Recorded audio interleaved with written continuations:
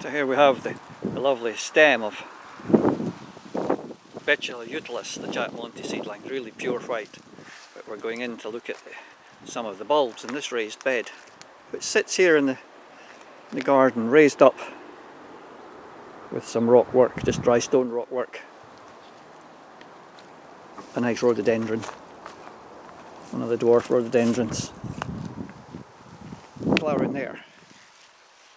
The Erythronium dens canis dancing about here. These are all now really over. The flowers are going past. You can see how the tips have gone.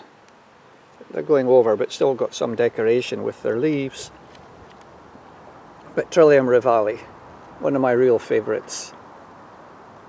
This is a clone.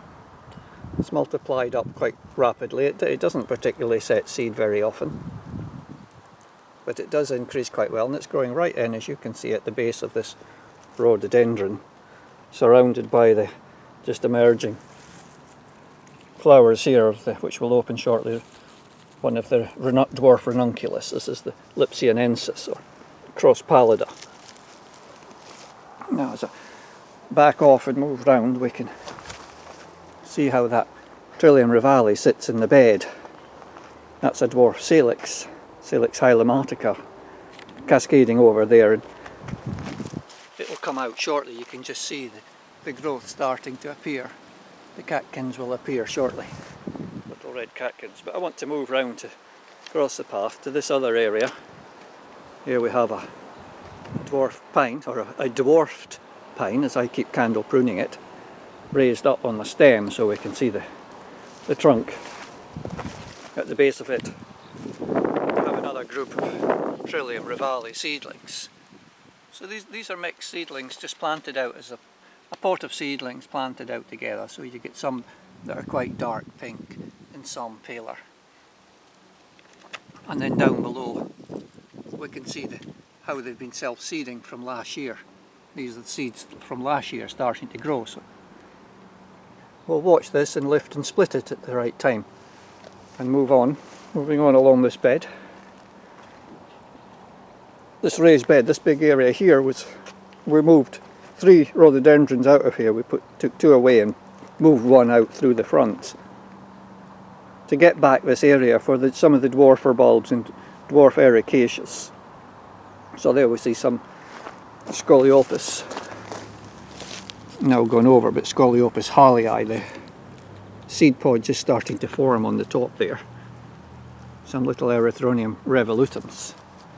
But I want to mop round to this area here. This is more Trillium rivales.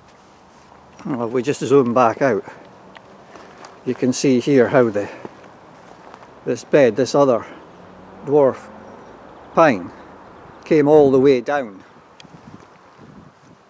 to the ground and covered all that area. It really took a huge amount of area, and then a couple of years ago I started to raise it up.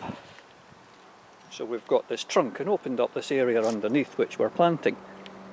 And when I was in southern Oregon, I saw Trillium rivale growing in the wild in just this situation of under the trees on a very steep riverbank, and the seedlings were growing all the way down among the rocks as it moved down the riverbank. And that's what I'm trying to do here, cascading in amongst the rocks. Here's Trillium rivale seedlings. These germinated last year, and some of them are just germinating again this year. There's another group of them in here. And as we move up, we can see more and more seedlings as they've cascaded. These just fallen from the plant in little groups. And this is again a group of seedlings that we planted out from a seed pot. Narcissus cyclaminius there. But really there are some really nice forms in here. These very nice purple forms. Purple hearts, a named clone, but there are many seedlings you'll get if you raise from seed that are just like that.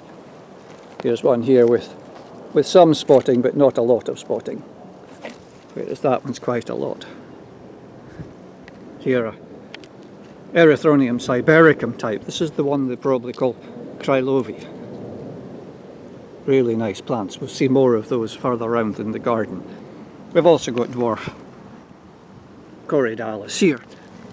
And and Trillium, as I say, the Trillium rivale is the star that I really wanted just to show.